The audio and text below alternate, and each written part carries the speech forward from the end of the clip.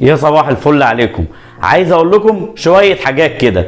بعد فوز منتخب فرنسا على المنتخب البولندي بنتيجه 3-1 وصعود منتخب فرنسا للدور الثمانيه، من وجهه نظري كان الشوط الاول شوط جميل جدا ومليان بالهجمات، لكن الشوط الثاني كان مليان بالاهداف. وفي الشوط الثاني تم تحديد مصير كل منتخب من المنتخبين، يعني مين صعد ومين طلع.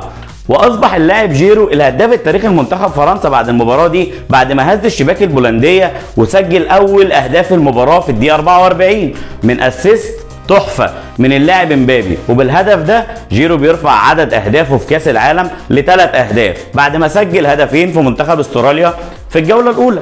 ورفع جيرو رصيد اهدافه مع منتخب فرنسا ل 52 هدف، متفوقا على تيري هنري اللي سجل 51 هدف، واللي بعده انطوان جريزمان برصيد 42 هدف.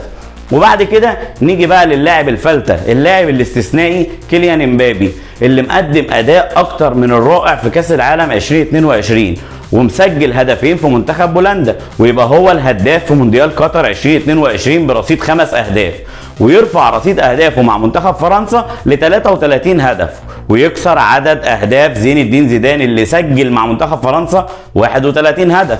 ويعتبر امبابي هو اول لاعب في التاريخ فرنسا يسجل اكتر من 4 اهداف في اكتر من نسخه في كاس العالم.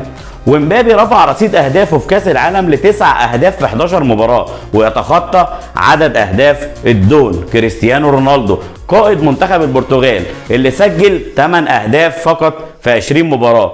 وما بيقفش لحد كده مبابي في تدوين الارقام عشان يكون اصغر لاعب في التاريخ تسجيلا لعدد من الاهداف في كاس العالم ب9 اهداف. نيجي بقى لمباراه انجلترا والسنغال اللي انتهت بفوز المنتخب الانجليزي على السنغال بنتيجه 3-0 وصعوده للدور الثمانية، وبالتالي طبعا منتخب الاسود الثلاثه هيقابل المنتخب الفرنسي، ويعتبر ده النهائي المبكر يوم السبت اللي جاي اللي هيوافق يوم 10/12.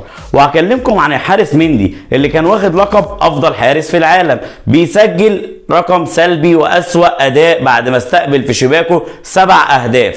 بجد يعني كاس عالم غريب جدا وملهوش اي توقعات. لكن بالنسبه بقى للاعب هاري كين نجم المنتخب الانجليزي اللي قدم اداء جميل جدا، واللي قال ان المباراه بتاعت السنغال كانت صعبه جدا في الاول عليهم، لكن الانجليز عرفوا يقفلوا دفاعاتهم كويس جدا. ويعتبر هاري كين الهداف التاريخي الثاني لانجلترا ب 52 هدف، ويبقى على بعد هدف وحيد ويعادل رقم واين روني، وكمان بينفرد برقم قياسي ثاني كافضل هداف تاريخي للمنتخب الانجليزي في البطولات الكبرى برصيد 11 هدف، 7 منهم في كاس العالم و4 في اليورو. وما تنسوش لو عجبكم المحتوى تعملوا لايك ومتابعه عشان يوصل لكم كل جديد، وزي ما عودتكم الاهم من ده كله انا محمد اشرف.